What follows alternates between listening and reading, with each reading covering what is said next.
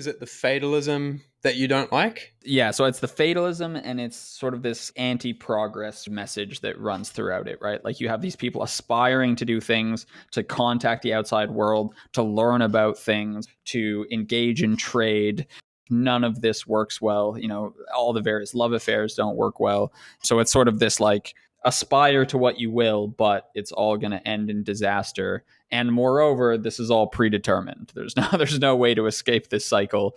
Future of humanity is just destined to. Well, the final sentence says, because races condemned to 100 years of solitude did not have a second opportunity on Earth. Yeah. Yeah. Fine.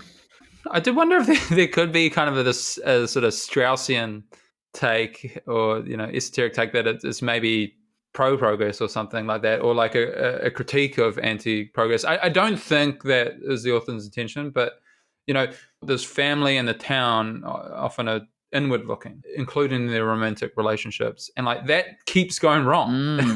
It's like they reject. I think at one point, I can't remember, maybe it was Ursula, she suggested maybe we call him something else. Don't call him Jose Cato, call him Roberto or something. And they're like, like call him Pedro or something. And they don't, and like that goes wrong. Bundeas are condemned to this because of their solitude or their inwardness. Dude, this is so funny. I had the exact same thought. There's a Straussian reading of this book where Garcia Marquez is disgusted with his illiterate, solipsistic, incestuous countrymen, and he considers them entirely responsible for their own fate and downfall. And he's maybe lampooning the idea that the outside world has been their downfall. Because like everyone says that this book is like anti-colonialist and maybe has tinges of being anti-materialist or anti-progress, but if it's there, it's not very heavy-handed. I mean, you have the banana instance is one obvious example, who the Americans. But apart from that, it's kind of like this history of like Colombia like against itself, or like Macondo against itself.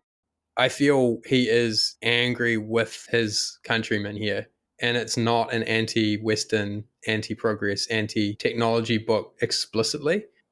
Does that convince you at all, Benny? I mean, I'm not saying that's what he was trying to do. It's just kind of like, maybe the Straussian reading that you take away. Like, the people are so unlikable and so backwards and so insular and so obsessed with themselves. And he's very clearly putting that forward as a recurring mistake, their insularity and their solipsism. I would like to find this convincing, but I think I don't. I mean, one of the first cycles is Jose Acardio Buendia himself on this quest for knowledge, right?